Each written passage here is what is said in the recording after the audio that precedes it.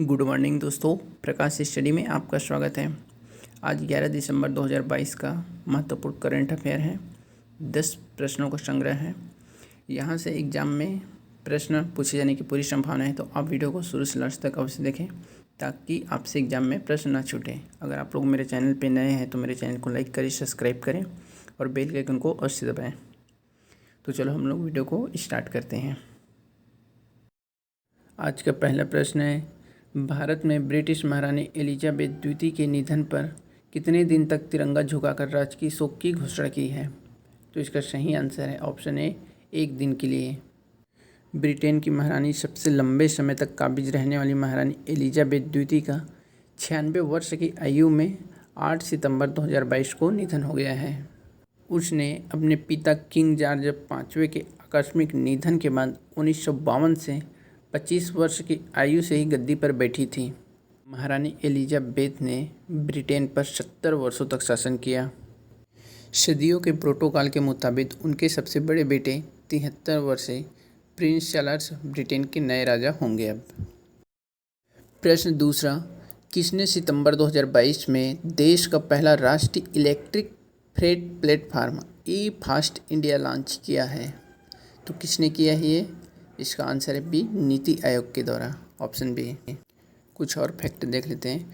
विश्व संसाधन संस्थान भारत के सहयोग से नीति आयोग ने देश का पहला राष्ट्रीय इलेक्ट्रिक फ्रेट प्लेटफार्म ई फास्ट इंडिया लॉन्च किया। उद्देश्य था इसका ऑन ग्राउंड प्रदर्शन, पायलटों और साक्ष्य आधारित अनुसंधान द्वारा माल ढुलाई विद्युतीकरण के बारे में जागरूकता बढ़ाना था।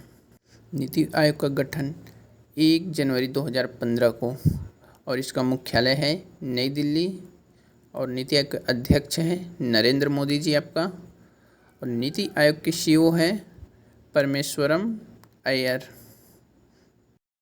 प्रश्न 3 है, बिहार के मुख्यमंत्री नीतीश कुमार ने किस नदी पर सितंबर 2022 में भारत के सबसे लंबे रबर बांध या गया जी बांध का उद्घाटन किया? तो यह नदी का नाम क्या है? ऑप्शन सी, फल्गु नदी पर। बिहार के मुख्यमंत्री ने 8 सितंबर 2022 को गया में फल्गु नदी पर भारत के सबसे लंबे रबर बांध गया जी बांध का उद्घाटन किया। यह 411 मीटर लंबा और 3 मीटर ऊंचा है और इसे 312 करोड़ रुपए की लागत से बनाया गया है। इससे बनने से यह फायदा है कि जो पिंडदान करने आने वाले श्रद्धालुओं के लिए विष्णुपद घाट के पास फल्गु नदी में साल भर कम से कम 2 फीट पानी उपलब्ध रहेगा। बिहार का मुख्यमंत्री नीतीश कुमार और राज्यपाल फागू चौहान, राजधानी है पटना और बिहार का गठन 22 मार्च 1912 को हुआ था। प्रश्न 4 है, किस देश के वोल्कर तुर्क को संयुक्त राष्ट्र के अगले मानव अधिकार उच्चायुक्त के रूप में नियुक्त किया गया है? तो इसका आंसर हो जाएगा ऑप्शन डी, ऑस्ट्रिया के। प्रश्न 5 है, किस राज्य सरकार ने दुर्लभ बीमारियों से पीड़ित ST/SC के रोगियों को मौद्रिक सहायता प्रदान करने का निर्णय लिया है? तो किस राज्य सरकार ने लिया है? Option C, Karnataka. कर्नाटक राज्य सरकार उन बीमारियों के लिए मौद्रिक सहायता प्रदान करेगी जो केंद्र की आयुष्मान भारत योजना के अंतर्गत नहीं आती है। सरकार ने इस योजना के लिए 23.18 करोड़ रुपये आवंटित किए हैं। आपके कर्नाटक राज्य के मुख्यमंत्री हैं बसवराज बोम्मई और राज्यपाल हैं थावरचंद गहलोत। कर्नाटक की राजधानी बेंगलुरु। गठन 1 नवंबर 1956 को मैसूर राज्य के रूप में हुआ था।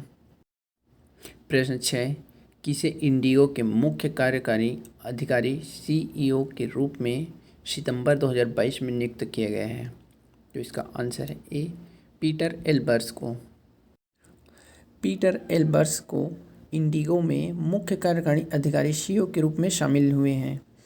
एल्बर्स ने रोनोजॉय दत्ता का स्थान लिया जो 30 सितंबर 2022 को सेवानिवृत्त होने वाले हैं। इंडिगो का मुख्यालय है गुरुग्राम। प्रश्न 7 है, सितंबर 2022 में किस देश ने एक कानून पारित किया जो उसे आत्मरक्षा हेतु परमाणु हमला करने की इजाज़त देता है?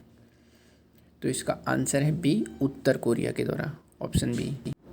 उत्तर कोरिया ने एक कानून पारित किया है जो उसे आत्मरक्षा हेतु परमाणु हमला करने की इजाज़त देता है। नए कानून के साथ एक परमाणु हथियार देश के रूप में राष्ट्र की स्थिति अपरिवर्तनीय हो गई है। नए कानून के अनुसार देश के प्रमुख बलों और राज्य के परमाणु बलों के कमांड संगठन पर शत्रु द्वारा किए गए परमाणु या गैर परमाणु हमले की स्थिति में वह परमाणु हथियारों का उपयोग कर सकते हैं। उत्तर कोरिया की राजधानी है प्योंगयांग। मुद्रा उत्तर कोरियन वॉन। प्रश्न 8, नई दिल्ली में 8 सितंबर 2022 को भारत अमेरिका समुद्री सुरक्षा वार्ता के कौन से संस्करण का आयोजन किया गया? तो यह है 5वें संस्करण का आयोजन। ऑप्शन सी 5वें। 8 सितंबर 2022 को नई दिल्ली में 5वीं भारत अमेरिका समुद्री सुरक्षा वार्ता का आयोजन किया गया। दोनों पक्षों ने वैश्विक समुद्री क्षेत्र में विकास, द्विपक्षीय समुद्री सहयोग प्रयासों, क्षेत्रीय समर्थन पहल और सहयोगात्मक प्रयासों पर चर्चा की। वे भारत अमेरिका व्यापक वैश्विक रणनीति साझेदारी को और बढ़ाने के उद्देश्य से एक साथ कार्य करने पर सहमत हुए हैं। प्रश्न 9 है, सितंबर 2022 में किसने प्रधानमंत्री टीबी मुक्त भारत अभियान की आभासी रूप से शुरुआत की है? तो इसका आंसर है A, Draupadi Murmu. Option A. राष्ट्रपति द्रौपदी मुर्मू ने सितंबर 2022 में प्रधानमंत्री टीबी मुक्त भारत अभियान की आभासी रूप से शुरुआत की। उन्होंने टीबी के उपचार से गुजर रहे लोगों को विभिन्न प्रकार की सहायता प्रदान करने के लिए दाताओं के लिए एक मंच प्रदान करने की एक पोर्टल निक्षय 2.0 पहल की शुरू की। निक्षय मित्र बनने के लिए कोई भी व्यक्ति पोर्टल पर पंजीकरण कर सकता है और 1 से 3 वर्ष तक समर्थन देने के लिए अवधि तक का चयन कर सकता है। आज का लास्ट क्वेश्चन है, 8 सितंबर 2022 को डायमंड लीग फाइनल का खिताब जीतने वाले पहले भारतीय कौन बने हैं? तो पहले भारतीय बन गए option D, Neeraj Chopra. Olympic स्वर्ण पदक विजेता जेवलिन थ्रोअर नीरज चोपड़ा 8 सितंबर 2022 को डायमंड लीग फाइनल का खिताब जीतने वाले पहले भारतीय बने हैं। उन्होंने दूसरे प्रयास में 88.44 मीटर के थ्रो के साथ शीर्ष स्थान पर पहुंचे थे, जो उनके करियर का चौथा सर्वश्रेष्ठ प्रदर्शन था। अगर आप लोग को वीडियो अच्छा लगे तो प्लीज़ मेरे चैनल को सब्सक्राइब करें, लाइक करें और बेल के आइकन को और से दबाएं ताकि आप लोगों को मेरा वीडियो का नोटिफिकेशन मिल सके। धन्यवाद।